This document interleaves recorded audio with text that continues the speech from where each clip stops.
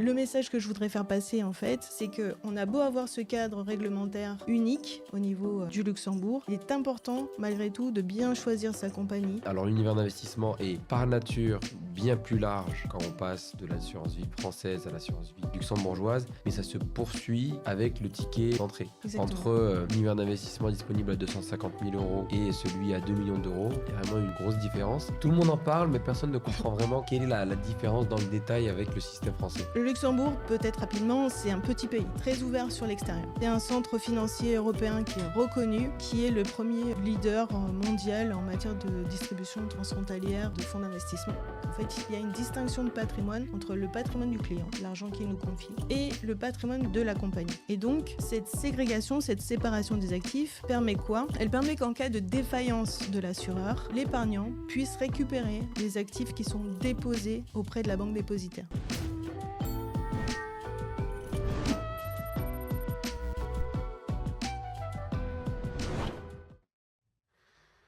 Bonsoir à tous et bienvenue dans ce nouvel épisode du Ramify World Tour 2026. Donc tout d'abord, désolé pour ma voix. On est content qu'il fasse beau, sauf pour les allergiques, mais j'espère que ce ne sera pas trop désagréable pour l'audience. En tout cas, aujourd'hui, je suis très content. On est accompagné de Marjorie Seminara, responsable partenariat et country manager France chez One Life, pour parler d'un sujet qui revient souvent, surtout en ce moment avec un peu l'ambiance politique en France et en Europe, l'assurance vie luxembourgeoise. Donc, le but, c'est vraiment de passer un petit moment avec Marjorie pour tout comprendre de l'assurance vie luxembourgeoise, de répondre aux questions qui reviennent tout le temps. C'est quoi le triangle de sécurité? Quelle est la différence avec une assurance vie française? On m'a dit que c'était très adapté pour faire du lombard et aller chercher un crédit et d'autres questions. Donc, je sais qu'il y en aura beaucoup des questions. Et c'est pour ça qu'on est très content d'être avec Marjorie. Marjorie, bonsoir. Est-ce que tu pourrais te présenter à notre audience ?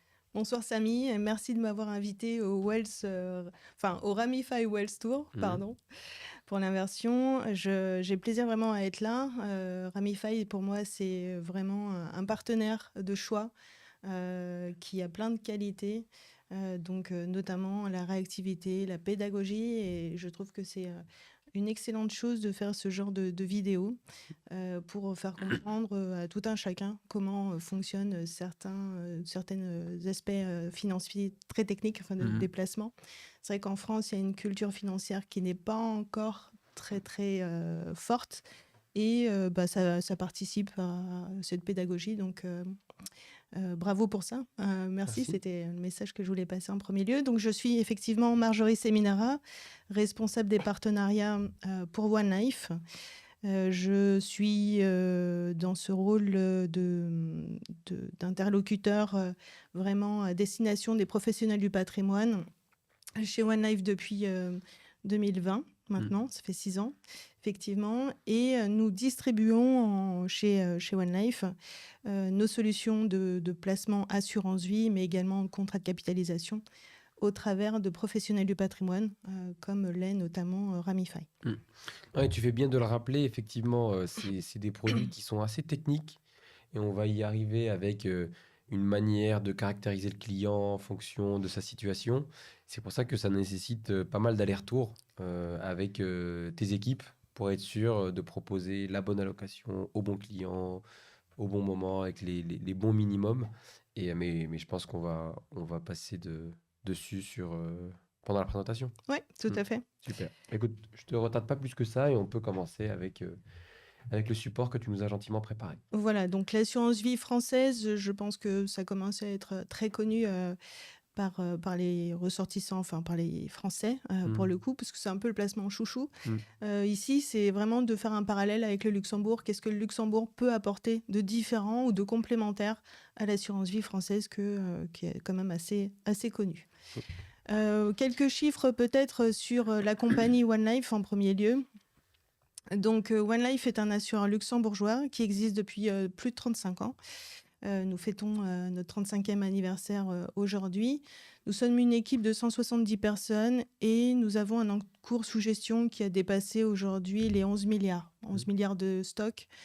avec une collecte à peu près chaque année qui dépasse, bon an, mal an, en fonction des années, le 1,2 milliard, 1,3 milliard l'année dernière.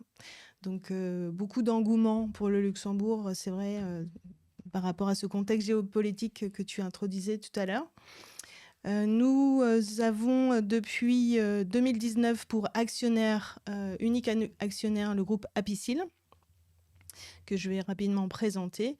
Et nous avons des solutions de placement en matière d'assurance vie et de contrat de capitalisation sur 9 marchés au sein de l'Union européenne, que je vais aussi décrire un petit peu.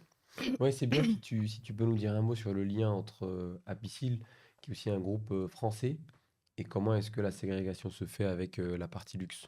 Oui, tout à fait.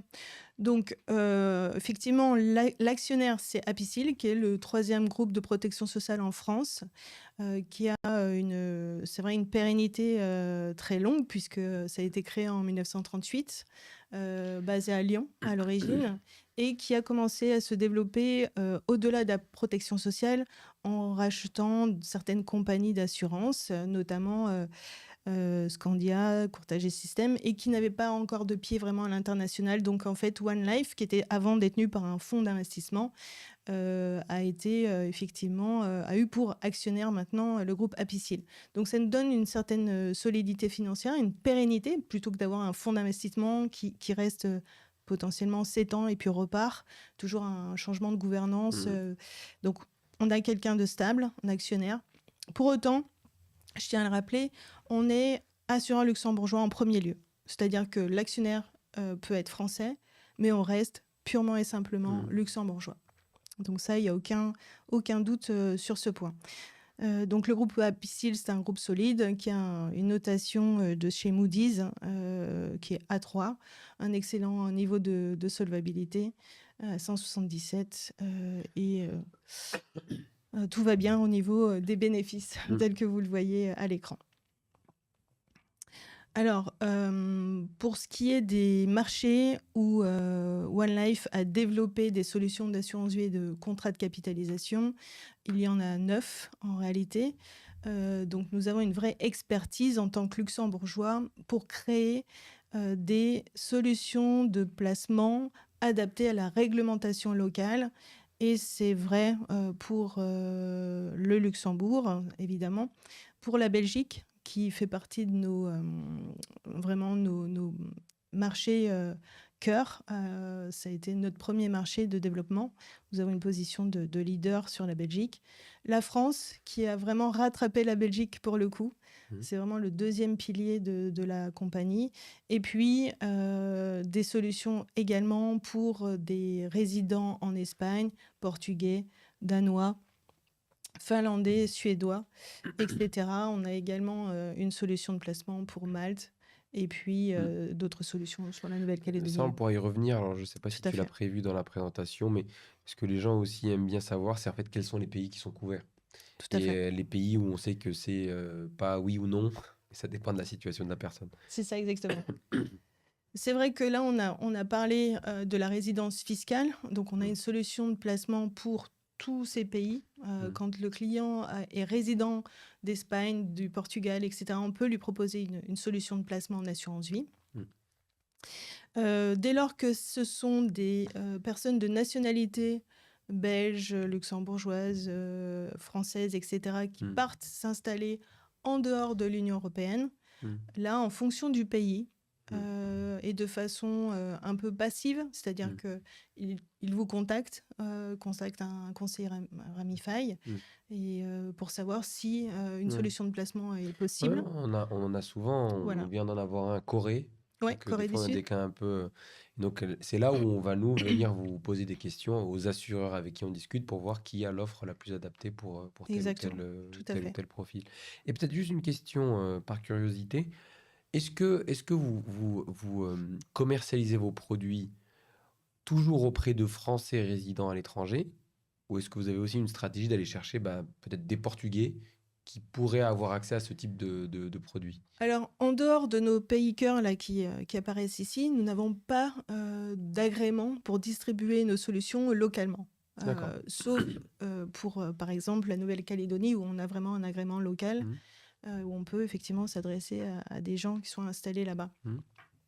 Mais en dehors de ces pays, on n'a pas d'agrément. Ce qui veut dire qu'on peut avoir une proposition de placement pour le client qui vient nous demander, Mmh. mais on n'est pas dans une démarche D'accord. active. Ok. Jamais. D'accord. Je comprends. Donc, nous avons développé, depuis le Luxembourg, OneLife distribue dans le cadre de la libre prestation de services les solutions de placement. C'est-à-dire qu'on n'a pas installé une succursale en France pour distribuer en France auprès de résidents fiscaux français notre contrat d'assurance vie qui s'appelle Wells France pour le coup. Donc pourquoi on va chercher un contrat luxembourgeois? Je dirais que la première raison, souvent, c'est le fameux cadre de protection luxembourgeois qui est un cadre unique de protection pour l'épargnant.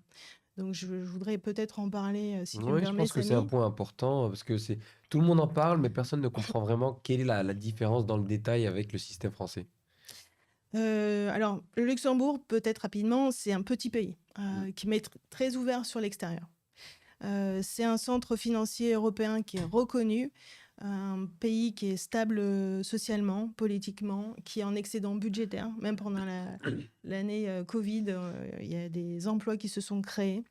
Donc un centre financier extrêmement réputé, qui est le premier leader mondial en matière de distribution transfrontalière de fonds d'investissement et la deuxième place mondiale après les États-Unis en matière d'actifs sous gestion gérés, d'actifs sous gestion. Donc ça, c'est un peu pour décrire le Luxembourg. Pour ce qui concerne l'assurance vie luxembourgeoise, c'est une collecte l'année dernière de 31,1 milliards de primes d'assurance vie collectées à Luxembourg et essentiellement réalisées sur des pays limitrophes à Luxembourg. Donc en fait, les gens qui ont souscrit à 55% par exemple sont des résidents fiscaux français. Donc on sent bien quand même un engouement, peut-être du fait de l'instabilité politique en ce moment, aussi du fait que le Luxembourg bénéficie d'un rating, enfin d'une notation AAA. Donc tout ça fait qu'il y a cette recherche de solutions de placement sécuritaire. Alors quand on parle de sécurité, on parle effectivement de ce fameux principe du triangle de sécurité. Effectivement. Est-ce que tu as besoin que je revienne sur la notion de libre prestation de service ou Je pense que le plus important, c'est vraiment ce triangle de sécurité. Et si certaines personnes posent des questions spécifiques là-dessus, on pourra y revenir. Ok, très bien. Alors, il faut savoir que les assureurs sont régis et supervisés par une autorité de tutelle qui s'appelle le Commissariat aux assurances luxembourgeois, qui est vraiment là pour veiller à ce que les assureurs aient vraiment des ratios de solvabilité importants. Ils viennent nous visiter sur site, etc. Donc, le but, c'est vraiment de protéger l'épargnant. Donc, on est super... on est super surveillé par cette autorité de tutelle. Et cette autorité de tutelle est en convention avec nous, donc en convention tripartite, c'est-à-dire que pour être assuré à Luxembourg, on est obligé d'être agréé par ce fameux CAA. Alors, comment ça fonctionne, ce triangle de sécurité? En réalité, lorsqu'un épargnant nous confie de l'argent en tant qu'assureur, nous sommes obligés, pour respecter la réglementation luxembourgeoise, de déposer ces actifs, enfin les actifs que le client nous confie, auprès d'une banque dépositaire, qui est un troisième acteur et qui est une tierce personne vis-à-vis de l'assureur, pour ségréguer, pour séparer en fait les actifs du client des actifs de la compagnie. En fait, il y a une distinction de patrimoine entre le patrimoine du client, l'argent qu'il nous confie, et le patrimoine de la compagnie. Et donc, cette ségrégation, cette séparation des actifs permet quoi? Elle permet qu'en cas de défaillance de l'assureur, l'épargnant puisse récupérer les actifs qui sont déposés auprès de la banque dépositaire. Donc, si le commissariat aux assurances, au vu des rapports trimestriels qui sont donnés par OneLife, de tout un tas de documents qui sont remontés et scrutés, constate qu'on commence en tant qu'assureur à devenir un peu fragile, Mm. Là, il peut bloquer les comptes de One Life et justement veiller à ce que tous les assurés puissent être protégés. Il n'y ait pas de confusion de patrimoine entre leur argent et le nôtre. Donc voilà un petit peu le triangle de sécurité. Un deuxième point qui vient renforcer cette séparation des actifs, c'est ce qu'on appelle le super privilège. Alors ça, c'est un petit peu différent par rapport à la France, et c'est ce en quoi le Luxembourg apporte une protection supérieure, je dirais, à la France. C'est que quand un client confie de l'argent à un assureur en France, alors les assureurs sont solides en France, il n'y a pas vraiment de sujet, c'est vrai. Mais en cas de faillite d'un assureur en France, chaque client, auprès de chaque compagnie, peut être indemnisé à hauteur de 70 000 euros, puisque le client, quand il confie de l'argent à un assureur, il devient créancier de l'assureur. Donc le client a une créance sur l'assureur. Il existe, en cas de faillite d'un assureur en France, un fonds de garantie qui vient couvrir 70 000 euros uniquement. Eh bien, ce montant est complètement déplafonné vis-à-vis d'un assureur luxembourgeois. En fait, il n'y a pas de limite. La limite, en fait, c'est les actifs qui ont été déposés, pour autant qu'ils aient été investis en unités de compte. Voilà. Donc, il n'y a pas de limite. Chaque unité de compte sera récupérée par le client en cas de faillite de l'assureur. Ça, c'est très important. Et puis, par ailleurs, le client bénéficie d'une créance de premier rang. Il a un super privilège. C'est-à-dire qu'en France, avant même d'être remboursé par la compagnie doit d'abord rembourser l'administration fiscale française, donc le Trésor public, et puis ensuite les salariés de la compagnie. À Luxembourg, non. Le premier créancier, c'est vraiment le client lui-même. C'est le porteur de parole. Exactement. Très bien.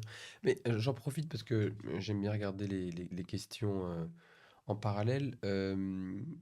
Du coup, est-ce que tu pourrais, au vu de ce que tu viens de nous dire, nous expliquer un petit peu qu'est-ce qui s'est passé avec une faillite dont tout le monde a entendu parler, FWU Life.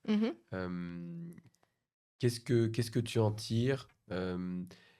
Qu'est-ce qu'un épargnant doit savoir sur ce cas-là? En quoi est-ce que ça peut être différent avec d'autres assureurs? Enfin voilà, ta lecture Tout à de la fait. situation. Exactement. Alors, il existe une association des compagnies d'assurance à Luxembourg qui s'appelle l'ACA. Il faut savoir que FWU est une compagnie qui ne faisait pas partie de cette association. Et c'était une petite compagnie, on va dire, vraiment avec de la distribution en ligne, avec des tickets moyens de 20 000 euros. Il est vrai que One Life ne se positionne pas déjà sur ce segment-là. Ça, c'est important. Nous faisons partie de l'ACA. On est un membre vraiment participatif, actif dans cette association. FWU, en fait, était filiale d'une holding d'assurance, d'une holding, allemande. C'était pas vraiment leur cœur de métier, l'assurance, en fait, à la base.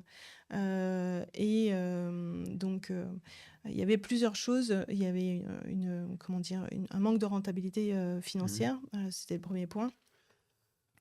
Le deuxième point, c'est que ce qu'ils ont vendu comme actifs sous-jacents, donc sans parler de la protection du Luxembourg elle-même, mais les actifs financiers qu'ils ont vendus ont été vendus mal vendus, je dirais, ou mal construits, ou ils ont un peu floué l'épargnant. Donc il y a plusieurs sujets là-dedans.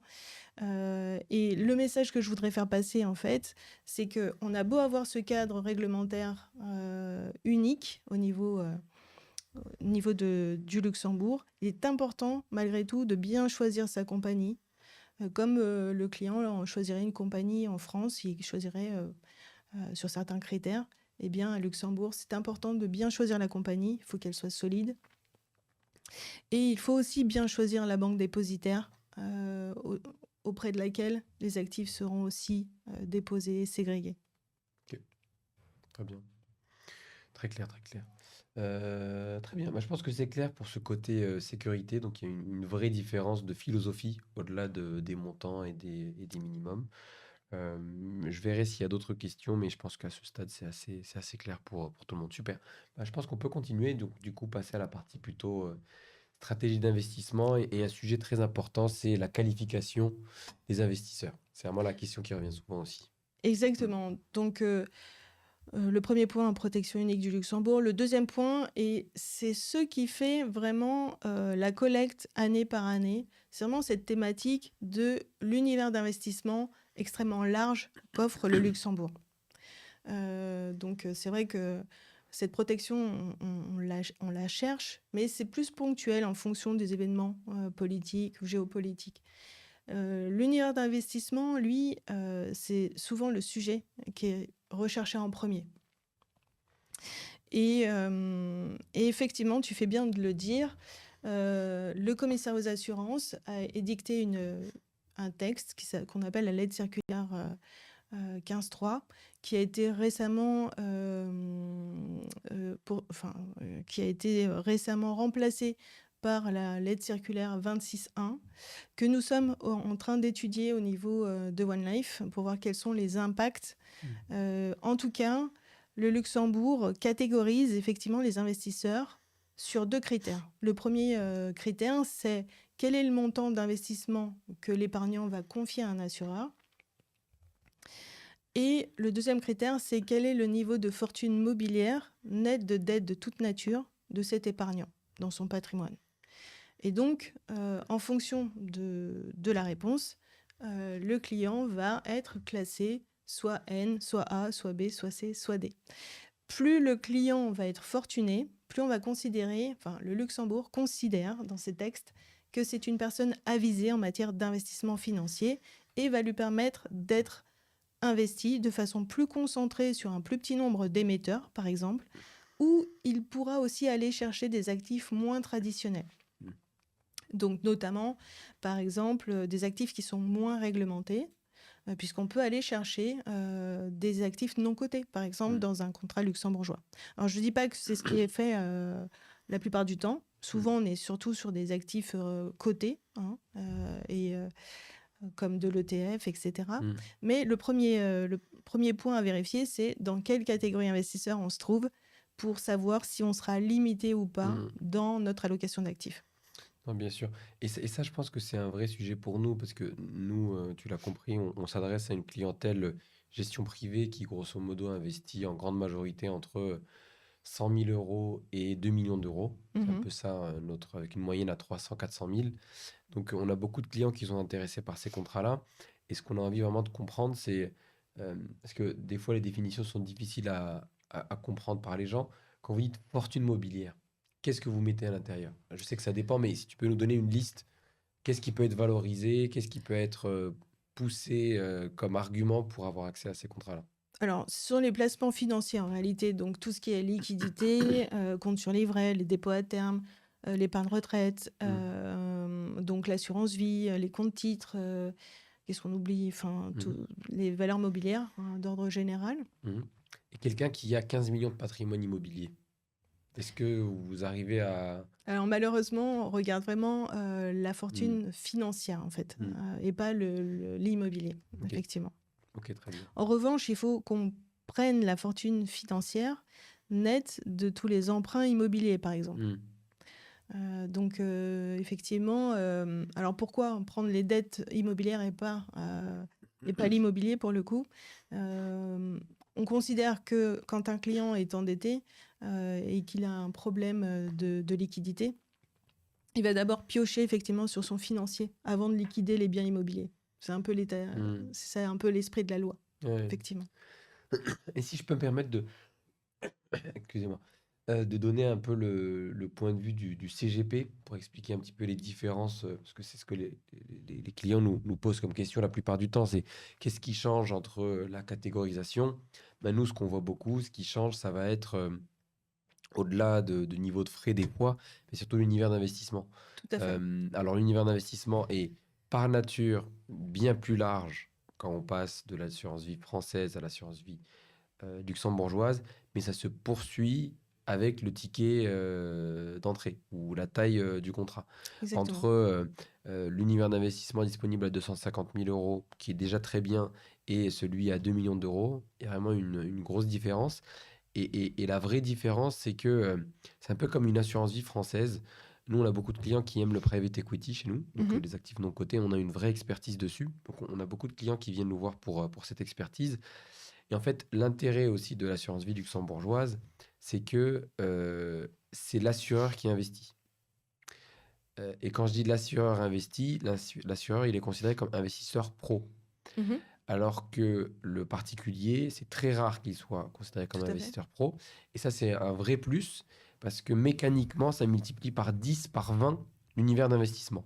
Tous les fonds qui sont accessibles en direct aux investisseurs pros, en tout cas la plupart, en fonction du ticket, sont accessibles sans être pro via une assurance vie luxembourgeoise. Tout à Parce fait. que c'est vraiment l'assureur qui porte cette responsabilité de détenir les parts. Et parce qu'on nous pose la question, mais ça sert à quoi d'ouvrir une assurance vie luxembourgeoise? Je pourrais investir dans les fonds en direct. Donc, il y a des sujets de transmission, de liquidité, etc., qui sont intéressants. Mais il y a aussi ce côté univers d'investissement qui est vraiment intéressant. Et à partir d'un certain montant, on peut vraiment faire du pur institutionnel, c'est-à-dire avoir des vraies allocations hyper diversifiées. Et je vois que c'est l'objet de ta prochaine slide. Donc, c'est Oui, tout à génial. fait. Effectivement, donc c'est ce que je disais un petit peu en préambule sur cette thématique univers d'investissement très ouvert. Euh, Dans un contrat luxembourgeois, on a effectivement une liste de supports qui peut être fermée. C'est ce qu'on va appeler, nous, la gestion collective. Mais dès lors qu'on dépasse un certain montant d'investissement, tu as parlé de 250 000 euros, c'est là où vraiment le Luxembourg se justifie, on va dire. À partir de ce seuil-là de 250 000 euros, je dirais que l'univers d'investissement s'ouvre beaucoup avec la possibilité d'accéder, si on veut accéder à des actions cotées sur un marché, quel qu'il soit, on peut investir. On peut investir sur des ETF, qu'ils soient des ETF européens ou même américains, des fonds de private equity. Et donc, plus on sera sur des catégories élevées, comme tu disais, C ou D, avec un niveau de fortune mobilière de plus d'1 250 000 ou même de 2,5 millions, on pourrait être sur des actifs vraiment moins traditionnels et investis dans l'économie tangible. Sans être effectivement dépendant des marchés financiers qui peuvent évoluer dans un sens ou Ouais. dans un autre très volatile. Non, et Donc, j'irai pas à me risquer à dire que l'univers d'investissement est infini, même si c'est quasiment vrai. En fait, le problème, en tout cas nous, comment est-ce qu'on le voit, c'est qu'un assureur français va être extrêmement regardant sur ce qu'il référence, alors qu'un assureur luxembourgeois est par nature plus ouvert, du moment que ça rentre dans sa grille de lecture globale c'est et ça. qu'il y a de la demande. On va peut-être pas référencer un ETF hyper exotique pour une seule personne, mais si c'est un fonds intéressant et qu'il y a de la demande, on sait qu'on arrivera à le référencer. Effectivement. Et Ramify, vous avez une connaissance du private equity qui est un peu plus poussée que la moyenne des professionnels du patrimoine avec lesquels One Life travaille, il est vrai. Que certains fonds d'investissement de private equity ont été demandés au référencement. Et c'est vrai qu'on a aussi cette agilité. C'est vrai qu'on s'entend bien pour ça, parce que vous avez une curiosité et donc vous allez trouver des fonds de private equity qui valaient vraiment la peine d'être regardés. Et nous, on a cette agilité aussi pour référencer ces fonds-là. Donc, c'est ça un petit peu la force du Luxembourg. Et on peut aussi être en multidevise. Ça, c'est un point important, notamment pour des gens qui seraient amenés à se délocaliser. D'avoir une référence dollar peut avoir du sens. Il y a aussi des demandes qui sont faites en monnaie suisse, donc en francs suisses, parce que c'est considéré comme l'or, un petit peu comme une valeur refuge. Voilà. Super. Et j'en profite du coup pour poser deux, trois questions tant qu'on est sur le sujet de l'univers d'investissement. Il y a Monsieur Roubaud qui pose pas mal de questions à ce sujet-là, mais par exemple, les supports immobiliers. Alors, tu as dit que c'était disponible, mais est-ce que tu peux nous donner de ce que tu vois, ce qui est disponible, comme ça, une petite liste pour Oui. montrer la largeur de la gamme? Alors, quand on dit immobilier, effectivement, tout ce que les assureurs français proposent, nous, on ne le fait pas. Enfin, tout ce qui est classique en France, nous, on ne saura pas le faire. Je pense notamment au support SCPI et Société civile immobilière aussi, les SCI. Ça, on ne fera pas, mais par contre, on peut effectivement traiter tous les fonds d'investissement qui sont des fonds professionnels spécialisés ou des FPCI ou des FCPR, donc mais même des parts de sociétés, de libre partenariat, des fonds d'investissement de ce type. Est-ce que vous faites par exemple des parts de type club deal? Est-ce que ça, on peut le loger dans une... Parce que des fois, un club deal, ça peut vraiment être des parts de SA ou de SAS. Tout à fait. Ok. Alors, c'est vrai qu'on a un peu freiné un peu là-dessus ces derniers temps, Mhm. parce que certains acteurs immobiliers vivent des moments un petit peu plus difficiles que d'autres. Donc, on est un peu plus regardant sur ces club deals, justement. Donc, effectivement, on peut tout à fait, souvent, des promoteurs immobiliers créent des SAS et euh, proposent des actions non cotées. Donc, c'est ce qu'on a mis dans la petite enveloppe non cotée, là, le cartable. Effectivement, ça, c'est tout à fait envisageable. Il y a aussi l'obligation non cotée. Souvent, c'est plutôt d'ailleurs des promoteurs qui émettent des obligations non cotées plutôt que des actions, mais ça peut être aussi le cas en action. Donc, ce sont des choses qui sont tout à fait envisageables aussi, souvent toujours pour des clients catégorie C et D. Voilà ce qu'on met derrière l'immobilier. Donc, des OPPCI également. Comme tu le disais, OPPCI, ce sont des OPCI à destination des professionnels, dans la mesure où c'est nous qui investissons en tant qu'assureur luxembourgeois. Nous avons le statut de professionnel et donc un client particulier pourrait accéder à cette offre. Très bien. Bah, je continue là-dessus, comme ça on balaye toutes les questions. Il y a eu une question sur, je vais y répondre moi celle-là, au niveau des ETF. Donc on a Yacine qui nous dit, mis à part la sécurité, est-il intéressant d'investir sur des ETF via des contrats luxembourgeois? Est-ce qu'on augmente les frais, mais est-ce que le rendement compense? Donc ma réponse est de dire, en fait, les ETF disponibles via l'assurance vie française seront les mêmes que les ETF disponibles via l'assurance vie luxembourgeoise. À la différence que l'assurance vie luxembourgeoise aura un choix plus large, parce qu'une une facilité à intégrer des nouveaux actifs de manière plus simple, on va dire. Mais du coup, ça dépend vraiment du contrat auquel vous avez souscrit. Nous, il se trouve qu'on a un contrat qui est très peu chargé, qui est toujours aligné avec notre manière de faire. C'est-à-dire que nous, on essaye d'éliminer, je prends de l'avance sur une autre question, les frais d'arbitrage, tous les petits frais de la vie du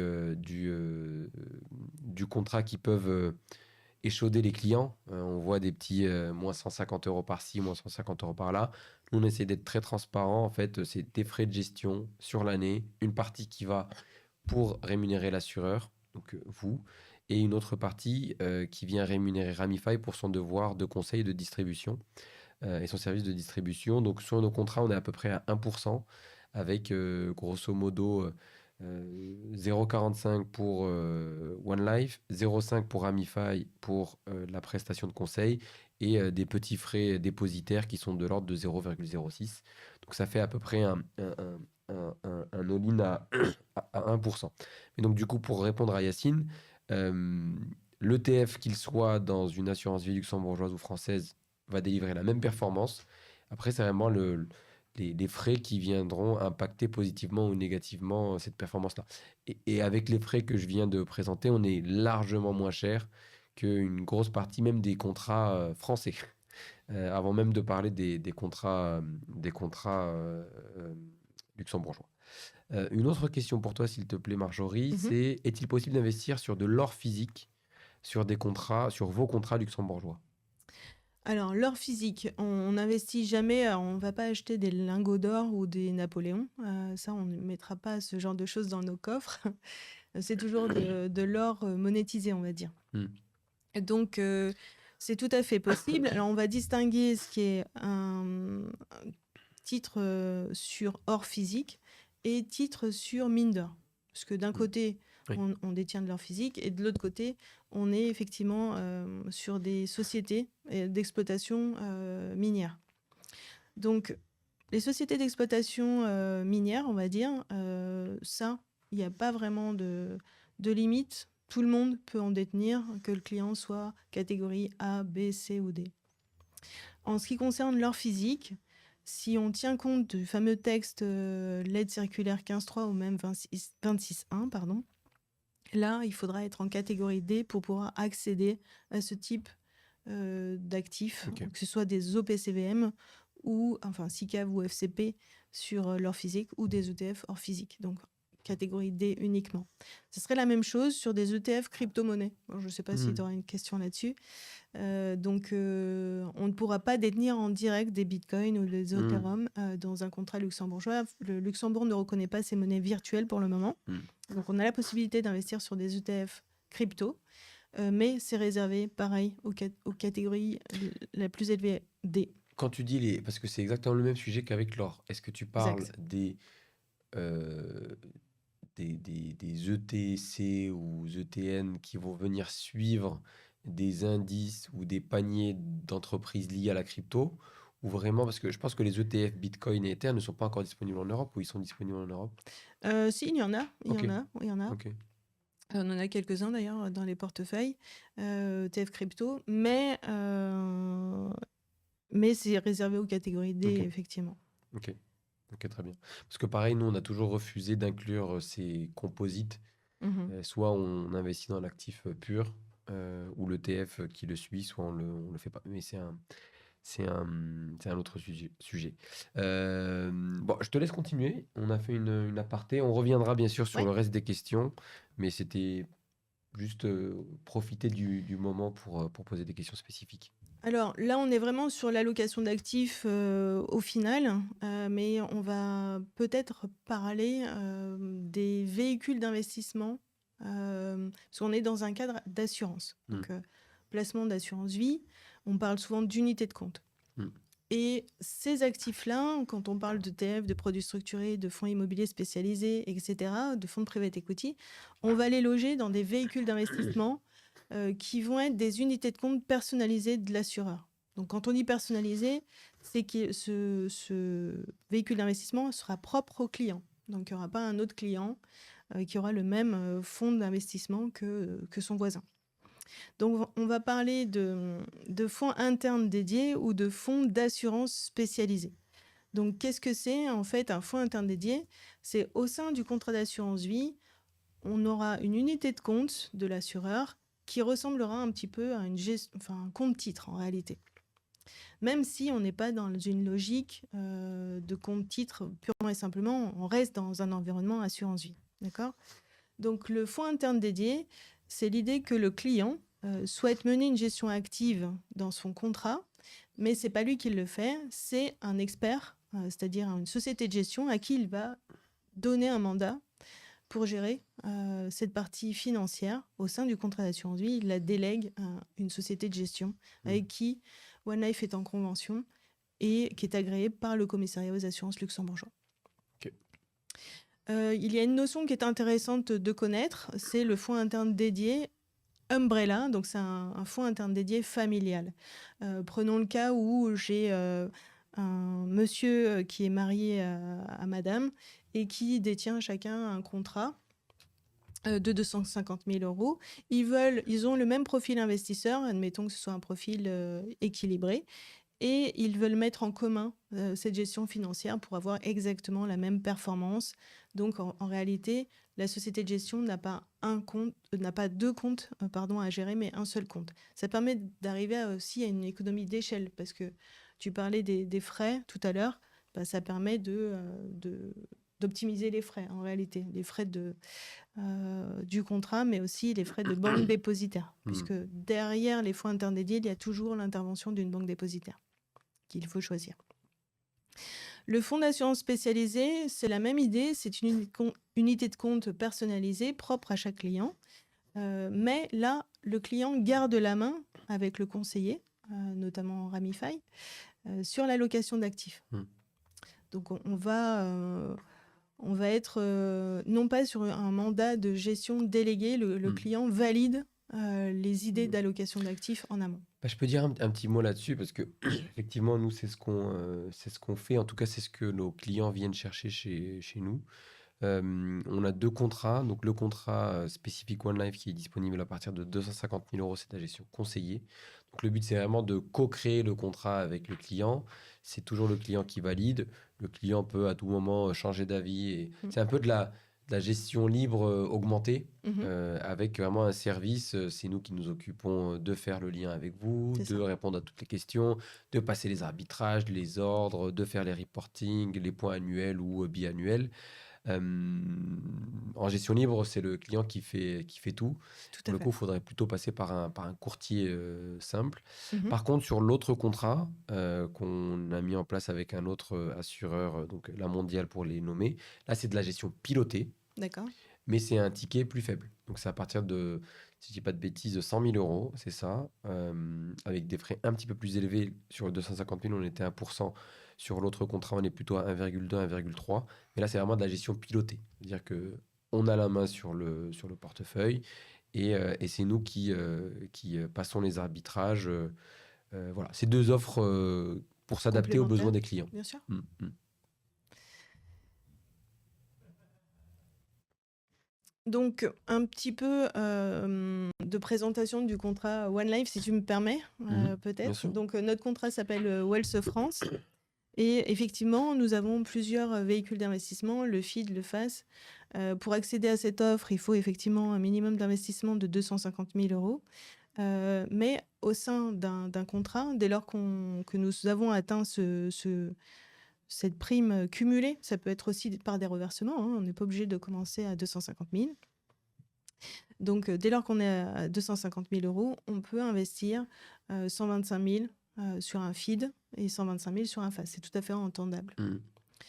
Pour information, on pourrait tout à fait décider de laisser gérer une société de gestion pour une partie de son épargne, à condition que le FID et le FAS respectent 125 000 minimum.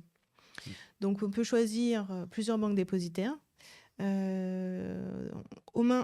sein même d'un même contrat, on peut multiplier les véhicules d'investissement et effectivement avoir des dépositaires qui pourraient être différents en fonction. Et si tu devais expliquer à quelqu'un quel est l'intérêt pour lui d'avoir plusieurs banques dépositaires, c'est quoi? C'est pour diversifier le risque? Ce serait quoi l'intérêt? Ou alors c'est des spécificités au contrat?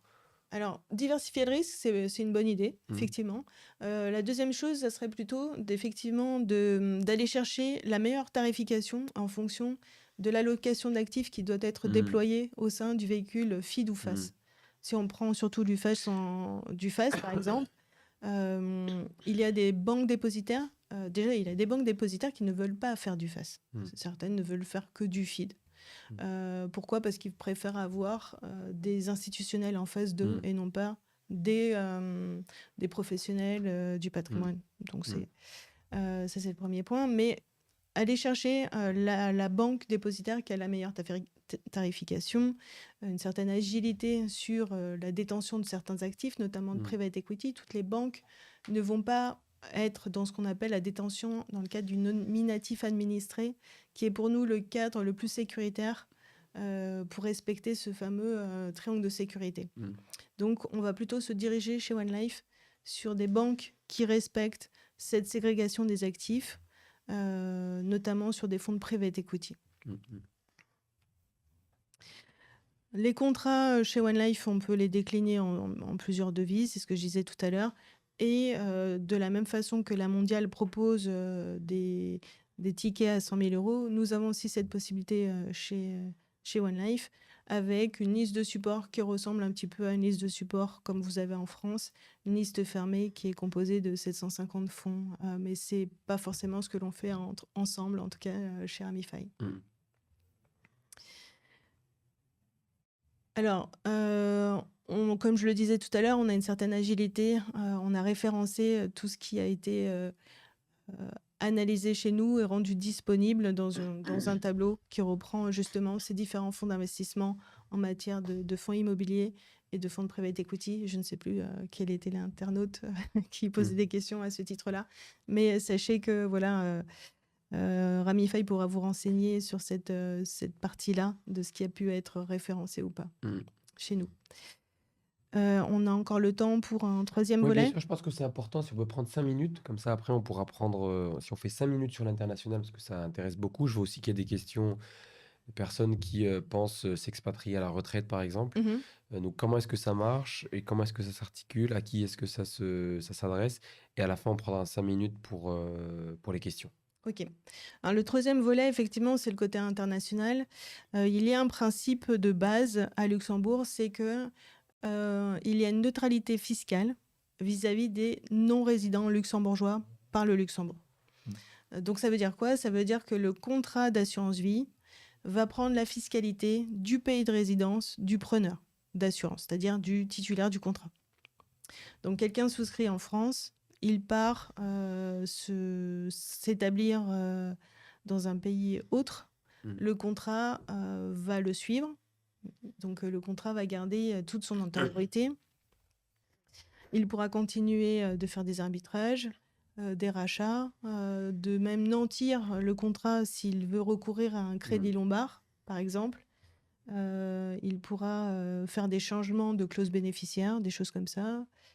Ça, il n'y a pas de problème là-dessus. La seule chose qui pourrait se poser comme question, c'est est-ce que le reversement sera possible ou pas en fonction de son pays d'accueil, son nouveau pays d'accueil, puisqu'il y a des pays qui sont dits non coopératifs en matière de lutte anti-blanchiment d'argent. Quand tu dis reversement, tu veux dire quoi exactement, c'est-à-dire? Versement complémentaire au contrat. Tout à fait. Donc, il y a des zones où on sait qu'ils sont beaucoup moins vigilants en matière de coopération sur ces logiques de lutte anti-blanchiment et de fraude fiscale. Donc, quand on sait que l'argent est vraiment généré localement, on a toujours un doute, nous, assureurs luxembourgeois, sur l'origine des fonds. Est-ce qu'elle est licite, illicite? Voilà. Donc, il y a des zones où on ne pourra pas forcément accepter de reversement. Donc, ça, c'est l'aspect AML des choses, LCBFT, je ne sais pas comment appeler ça. Il y a aussi l'aspect agrément pour nous. Par exemple, nous ne pouvons pas traiter des US personnes. Donc, quelqu'un qui a souscrit en France ou quelqu'un qui a souscrit en Belgique ou au Portugal, par exemple, qui part s'installer aux États-Unis, ben lui, on ne pourra pas proposer de reversement au contrat. Il pourra le conserver. Le contrat prendra la fiscalité locale des États-Unis, mais il n'y aura pas de reversement possible. Donc du moment qu'on arrive à prouver sa résidence fiscale, donc quelqu'un, pour prendre, parce que c'est un cas qui revient souvent, je suis français, j'ouvre mon assurance vie luxembourgeoise, je déménage, je vais à Dubaï. Dubaï, 0% d'impôt sur les plus-values. Donc, le contrat me suit, j'adapte juste la fiscalité, et donc je paye 0 impôt sur mes plus-values. Tant que je suis... très bien. De toute façon, le fait générateur, souvent, il y a un principe de différé fiscal. Ce qui fait le fait générateur, généralement, en matière d'assurance vie, c'est le rachat. Donc, tant qu'il n'y a pas de rachat, il n'y a pas de fiscalité, normalement. Ouais, bien sûr. Alors, pourquoi le Luxembourg par rapport à la France? Parce qu'on pourrait très bien souscrire un contrat d'assurance vie en France et puis partir à Dubaï, puis le contrat suivra. Déjà, il y aura pas d'embêtement administratif. C'est-à-dire que le client, vis-à-vis d'un assureur français, il faudra qu'il prouve qu'il est vraiment résident fiscal hors de France. Donc, il aille voir l'administration locale, qui n'existe pas d'ailleurs aux Émirats arabes unis, pour dire « Ok, je veux être exonéré des prélèvements sociaux sur mon contrat français ». Là, il y a un principe de neutralité fiscale à Luxembourg, donc il n'y aura pas de contrainte administrative pour le client. C'est beaucoup plus fluide en réalité. Ouais, parce que effectivement, les charges sont prélevées directement sur le contrat. On n'a même pas le temps de demander à ce qu'on ne les prenne pas. Ok, non, mais c'est très clair, et donc c'est des contrats très intéressants pour les personnes qui donc pensent s'expatrier ou sont expatriées. Comment ça se passe si je suis déjà résident à Dubaï et que je suis français et je veux ouvrir un contrat? Alors, Dubaï fait partie, enfin, les Émirats arabes unis font partie des pays pour lesquels nous avons un avis juridique qui nous permet effectivement de savoir que des Français, par exemple, qui viendraient vous voir et donc vous nous voir pour dire que, par exemple, l'argent a été généré suite à de la vente d'un bien immobilier en France. La personne a vendu sa résidence principale et s'est installée à Dubaï. Donc, il a un capital à placer. Ça, on sait quelle est l'origine économique de la vente, de l'argent qui est placé chez nous. Donc, ça ne pose pas de problème. Donc, en fonction on va regarder deux choses. Effectivement, l'aspect, est-ce que nous avons un agrément local ou un avis juridique qui nous permet de proposer notre placement par rapport aux autorités locales, hein. Et, en fait, il y a des pays où ils n'acceptent pas que des assureurs étrangers viennent distribuer, même de façon passive, des solutions de placement à leurs résidents. Ouais. Il y a un certain nombre de Ah, mais ça, pays. c'est dans l'autre sens. Moi, c'était vraiment plutôt Voilà. pour dire, je suis français, j'ai un très bon salaire à Dubaï et je veux ouvrir un contrat à One Life. Je peux prouver que l'argent est généré par mon activité professionnelle à Dubaï. Ça, a priori, ça devrait pas poser problème. Bien sûr, on ne sait pas, il faut regarder le dossier, mais Oui, il faut toujours théoriquement, regarder plus en détail le dossier. C'est vrai que je peux difficilement répondre de façon très générale à cette ouais. question.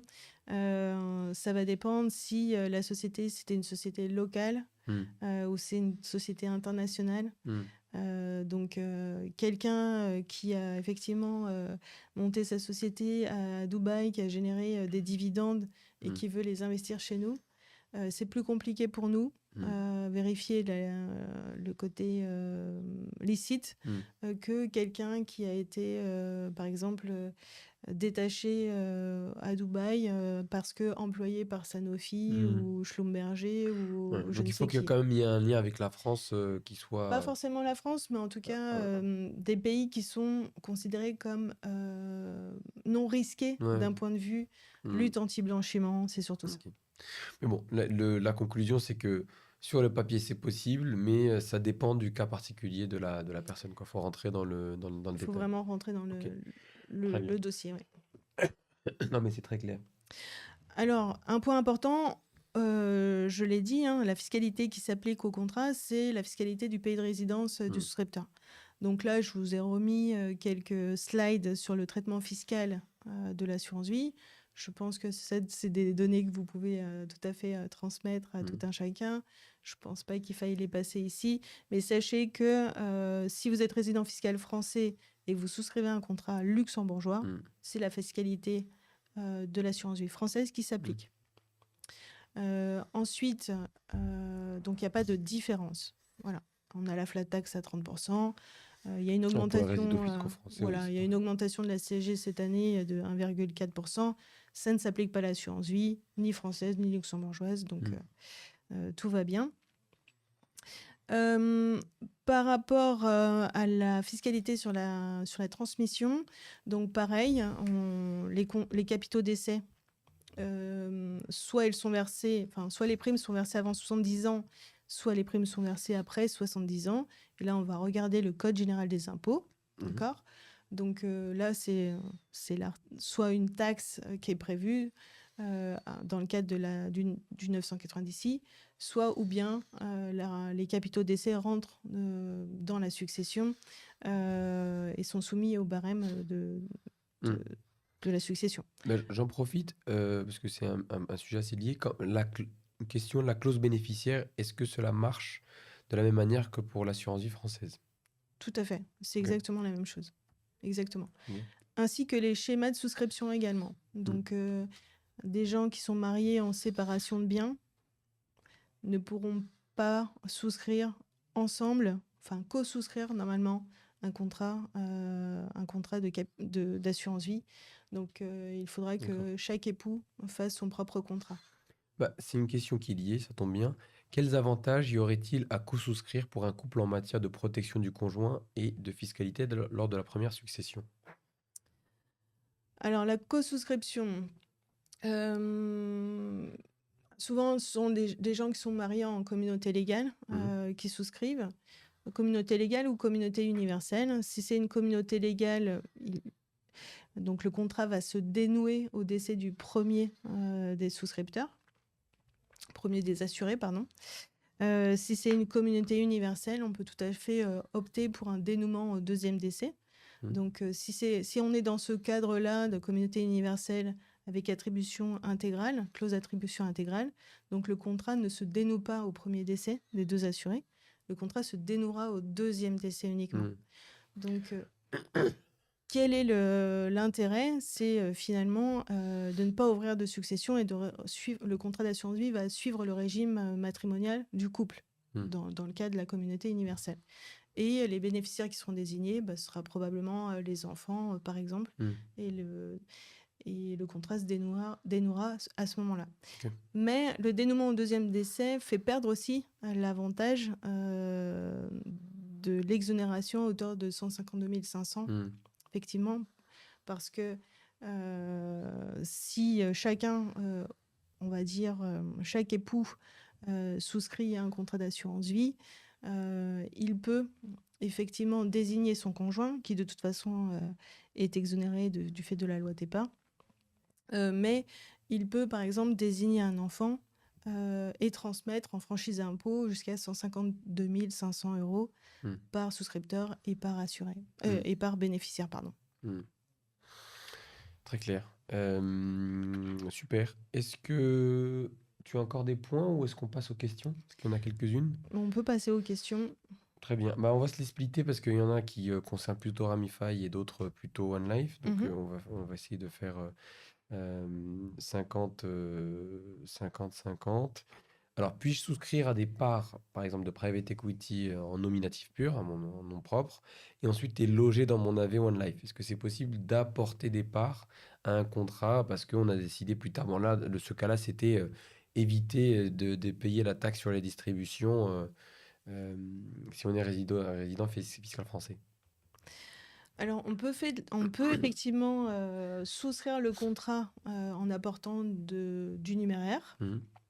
On peut aussi apporter des titres. On peut faire un versement dans le contrat par rapport de titres.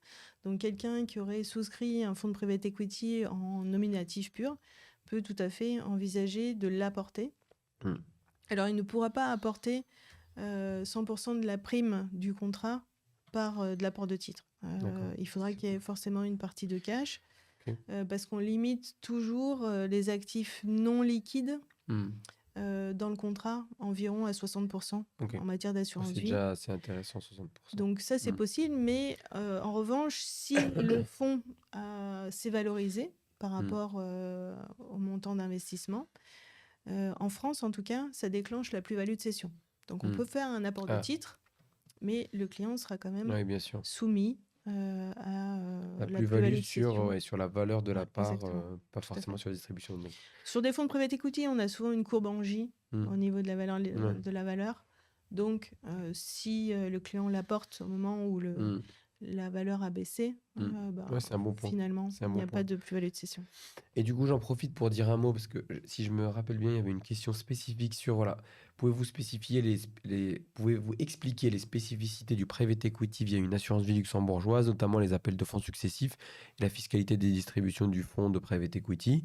Donc, pour répondre rapidement, il n'y a pas vraiment de différence par rapport à une assurance vie normale, c'est-à-dire que on loge ces titres, on ne paye pas d'impôt sur la plus-value tant que les titres restent dans l'assurance vie. Donc ça, c'est top pour pouvoir réutiliser le cash des distributions. Et ce qui peut être intéressant aussi, c'est un service qu'on propose pour des montants un peu plus élevés. C'est pour notre offre Obsidian à partir de 1 million d'euros. C'est qu'on propose vraiment de pouvoir gérer toute la vie du contrat, un peu comme une gestion sous mandat pour les actifs privés, où on va s'assurer que le cash ne reste jamais dormant, toujours le faire travailler, jamais trop prendre de risques sur ce cash-là, parce qu'on sait que dès qu'on en a assez pour investir dans un autre fonds, on va le déployer sur un autre fonds d'actifs privés. Et en fait, ça, c'est vraiment le travail des family office ou des entreprises comme Partners Capital, qui en fait font ce qu'on appelle du CIO externalisé, Chief Investment Officer. C'est je gère tout pour toi et je m'assure qu'il n'y a pas un euro qui ne travaille pas. Et ça, pour le coup, c'est super intéressant de le faire via une AV luxembourgeoise, parce que le cash qui tombe via les distributions, on peut toujours le réutiliser, alors que si on est en nominatif pur, le cash est taxé à l'entrée et ça baisse, le TRI global de l'opération. Donc ça, c'était pour l'AV luxembourgeoise, sa fiscalité. Et donc la fiscalité est la même. Donc ça, tu as déjà répondu, ça dépend du pays de résidence fiscale. Oui, tout à fait. Donc ça, c'était pour cette question-là. L'apport, on en a parlé. La succession aussi. Ça, c'est une question pour toi. J'ai répondu un petit peu. de Fabrice. Bonjour, on entend souvent dire que de façon générale, les frais liés à l'assurance vie luxembourgeoise sont un peu plus élevés que ceux de l'assurance vie française, en toute objectivité de la part de l'invité. Est-ce prouvé? Et si oui, quelles en seraient les raisons? Alors moi, j'ai un avis contraire, mais tu nous diras ce que tu en penses. Alors, je dirais qu'on est beaucoup plus transparent au niveau des assureurs luxembourgeois Mm, sur toutes les strates de frais. mm, Dans un contrat d'assurance vie, on peut avoir des frais d'entrée, mm, des frais de gestion administrative. Donc, tu as parlé de 1%. Souvent, c'est le standard en France, mm, 1%. Et puis ensuite, effectivement, dans un FAS ou dans un FID, vient s'ajouter des frais, effectivement, qui sont les frais de la banque dépositaire. mm, Les droits de garde que peuvent prendre les banques dépositaires. Donc, tu as parlé de 0,06% mm, hors taxe. Donc ça, en France, effectivement, ces frais de banque dépositaire n'existent pas. Par contre, il va y avoir des frais d'arbitrage. mm, Je veux sortir d'une unité de compte A pour aller sur une unité de compte B. L'assureur français va prendre des frais d'arbitrage. Souvent, ils peuvent être de 1% du montant transféré, ou ce serait un forfait. mm. Ça existe. Puis en dedans du contrat, il y a des OPCVM, des SICAV, des fonds communs de placement, souvent qui sont des parts dites retail, Mm. donc accessibles à tout un chacun, et qui, les sociétés de gestion vont mettre des frais de gestion plus élevés que sur des parts institutionnelles, parce que justement, c'est des petits montants de souscription, et qu'il y a toute une chaîne de distribution à rémunérer. Mm. Donc, il faut rémunérer l'assureur qui Oui. prend un petit bout de rémunération. Il faut rémunérer le courtier d'assurance Mm. qui choisit les fonds d'investissement. Donc, par exemple, dans un contrat luxembourgeois, vous pouvez investir sur des ETF. Donc, les ETF ne sont pas chargés effectivement Mm. comme des SICAV ou des fonds communs de placement en part retail.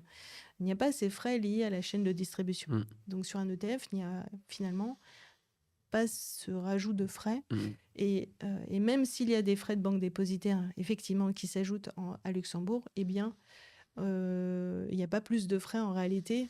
Mais les frais dont je parle sont souvent plus implicites. Ils ne sont pas Mm. forcément Ouais, vus bien sûr. par les gens. Moi, je vais te dire de manière un petit peu plus directe que toi, objectivement, l'assureur luxembourgeois n'est pas forcément plus cher que l'assureur français sur les frais du contrat. C'est juste que la plupart des conseillers en gestion de patrimoine vont le présenter comme un contrat très premium et donc qui est censé être plus cher qu'un contrat assurance vie française. C'est ça le discours hein, qui est porté. Nous, c'est pas forcément notre avis. On essaye d'être un peu aligné sur notre politique de frais sur tous les contrats. Et surtout, le diable se cache dans les détails. Pour vous donner un exemple, vous pouvez avoir un CGP ou une banque privée qui vous dit bon ben, moi, je te mets à 0,45 pour le frais du contrat, par exemple, si c'est avec One Life. Et par contre, derrière, je ne te prends que 0,2 ou 0,3 de frais de conseil. Mais après, il va choisir des fonds extrêmement chargés. Nous, ce qu'on va faire, c'est qu'on va dire, voilà, nous, on valorise notre expertise. On prend 0,5 pour les frais de conseil. Et après, derrière, nous, on va proposer des clean shares sur la totalité des fonds qu'on propose. Parce que ce que tu disais sur les ETF, oui, ils ne sont pas chargés. Mais même pour les fonds de private equity, on peut avoir accès à des parts non chargées pour rémunérer la chaîne de distribution. Donc, nous, on aime bien ce côté transparence. Au lieu de dire c'est gratuit, mais on se fait payer par l'arrière, on dit non, on valorise notre travail. Il faut que le client le valorise aussi. Et au final, la note globale revient moins cher au client avec un service de meilleure qualité. Tout à fait. Donc voilà. Donc, c'est pas toujours aussi simple. Et les rumeurs ne sont pas vraies, même si je comprends pourquoi est-ce qu'elles persistent. Parce que dès qu'on parle contrat luxembourgeois, il y a ce côté un peu prestige. Et donc, on en profite pour faire payer un petit peu plus le client. Je vois qu'on a déjà dépassé, qu'il est déjà 19h. Je vais essayer de prendre une ou deux questions hyper rapides. Donc, le contrat de capitalisation luxembourgeois pour une personne morale est-il disponible? Oui. Via Ramify et via One Life, effectivement. On n'y a pas passé assez de temps, mais il est disponible. Contrat. Donc, ça, c'est une question un petit peu plus en profondeur. Je regarde s'il y a des questions rapides. Oui, une dernière question. Si je déménage à l'étranger à ma retraite, Ramify pourra-t-il continuer à me suivre? Oui. Oui, tout à fait. Effectivement, nous, on est lié au contrat, on n'est pas lié à votre lieu de résidence. Donc, du moment que votre contrat est rattaché à un conseiller Ramify, on vous suivra sur l'évolution de votre patrimoine, les différents versements, rachats que vous voulez faire. Ça, il n'y a aucun souci. Donc voilà, il est déjà 19h05. Merci à tous d'avoir été présents tout le long de ce webinar. Merci beaucoup Marjorie. Avec grand plaisir. C'était super intéressant et je sais que c'est des sujets qui animent beaucoup notre communauté. Pour les questions sur lesquelles nous n'avons pas eu le temps de passer, comme d'habitude, on revient vers vous, pardon, avec un récap par mail, un compte-rendu de l'échange, les points les plus importants qui ont été soulevés, la vidéo et la réponse aux questions manquantes. Encore merci et je vous dis au prochain événement, toujours au plus proche de nos partenaires asset managers, assureurs ou bancaires. Bonne soirée à Merci tous. beaucoup, Samy. Merci Merci. Marjorie.